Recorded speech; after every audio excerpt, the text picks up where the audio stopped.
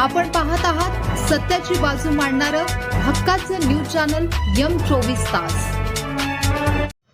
शक्तीपीठ महामार्गाला सांगली जिल्हा परिषद सदस्या देविका घोरपडे यांचा तीव्र विरोध, जिल्हा परिषदेत ठराव मांडणार। शासनाकडून प्रस्तावित असलेला शक्तीपीठ महामार्गाला सांगली जिल्ह्यातून आता तीव्र विरोध होऊ लागला आहे।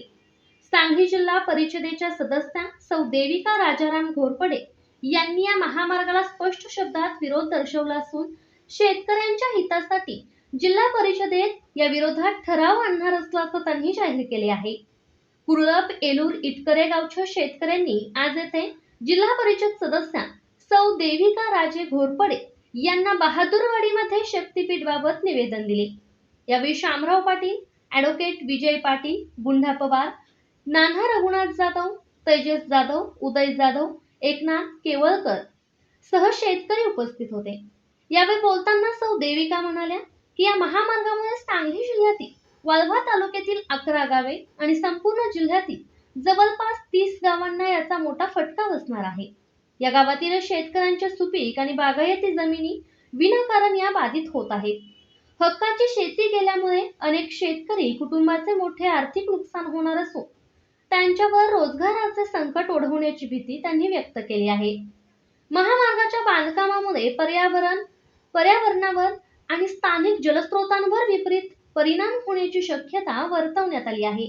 घोरपडे यांनी सांगितले की या महामार्गामुळे कृष्णा आणि वारणा नद्यांच्या पात्राला आणि परिसराला मोठा अडथळा निर्माण होऊन भविष्यात भीषण पूर स्थिती निर्माण होण्याचा धोका आहे। यामुळे केवळ शेतीच नव्हे तर नदीकाठच्या गावांनाही पुराचा सामना करावा लागू शकतो।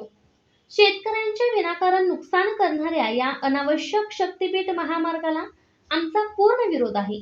यासाठी आम्ही आगामी सांगली जिल्हा परिषदेच्या सभेत या महामार्गाच्या विरोधात आणि शेतकऱ्यांच्या बाजूने अधिकृत ठराव मांडणार आहोत, असे सौ देविका घोरपडे यांनी स्पष्ट केले।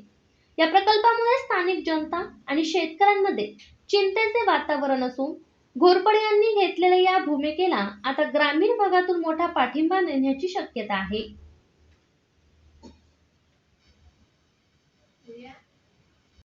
नमस्कार, मी सौ देविका राजे घोरपडे, जिल्हा परिषद सदस्य सांगली। सरकारने जो शक्तीपीठ महामार्ग लादवलेला आहे त्यामुळे वाळवा तालुक्यातील 11 गावे तसेच जिल्ह्यातील 30 गावे यांच्या जमिनी विनाकारण बाधित होत आहेत। तसेच कृष्णा आणि वारणा नदीला पुराचा धोका निर्माण होत आहे।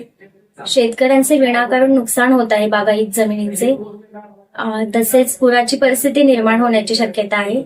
तर ह्या अशा अनावश्यक शक्तीपीठ मार्गाला आमचा विरोध आहे आणि त्यासाठी आम्ही जिल्हा परिषदमध्ये ठराव मांडणार आहे।